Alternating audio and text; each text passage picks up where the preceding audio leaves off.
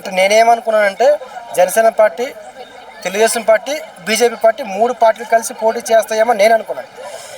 కానీ ఈరోజు నిన్న కిషన్ రెడ్డి గారు, బీజేపీ అధ్యక్షులు రామచంద్రరావు గారు ఇద్దరు కూడా స్వయంగా పవన్ కళ్యాణ్ గారు ఇంటికి వెళ్ళి ఈ యొక్క మున్సిపల్ ఎలక్షన్ ప్రచారం చేయమని అడిగారు.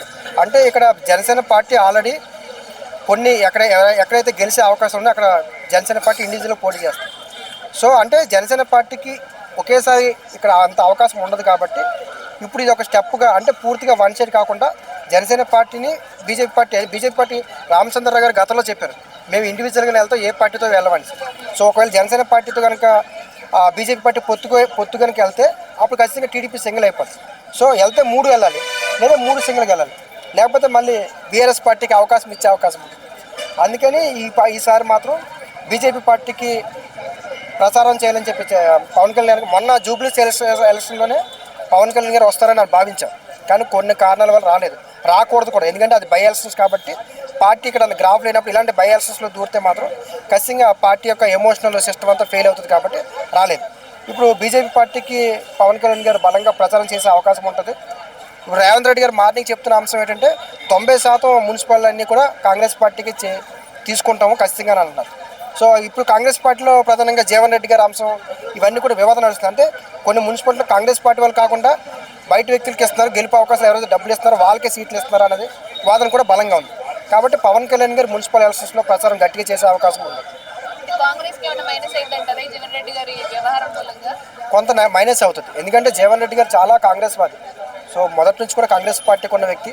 ఆయన మాట్లాడుతున్న ఆ కార్యకర్త మాట్లాడుతున్న మాటలు కూడా నిజమైన కార్యకర్తగానే ఉన్నాడు తప్ప, అంటే అతనికి ఎమోషనల్ ఖచ్చితంగా ఎవరైనా ఒక పార్టీలో ఎంతకాలం పనిచేసింది ఇలా ఎలక్షన్ వచ్చినప్పుడు గెలిచి మా యొక్క ఎవరైతే ఫాలోవర్స్ ఉంటారో, ఓటర్స్ ఉన్నారో వాళ్ళకి జస్టిస్ చేయాలని ప్రయత్నం చేస్తారు.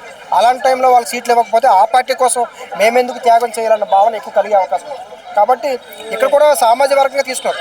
జీవన్ రెడ్డి గారికి ఏమో 20 స్థానాలు, ఎమ్మెల్సీకి ఏమో 30 స్థానాలు ఇచ్చారు. సో అంటే ఇక్కడ సామాజిక వర్గం కూడా షిఫ్ట్ చేసుకున్నారు. రేవంత్ రెడ్డి గారు మొత్తం ఒక 50 ఇచ్చినా సరే అందులో వీళ్ళు కమ్యూనిటీ బేస్గా కూడా షిఫ్ట్ చేసుకున్నారు. దానివల్ల కమ్యూనిటీ బేస్ మీద ఎప్పుడైతే వెళ్ళారో ఖచ్చితంగా పార్టీ పరంగా డ్యామేజ్ అయ్యే అవకాశాలు కూడా ఉంటాయి.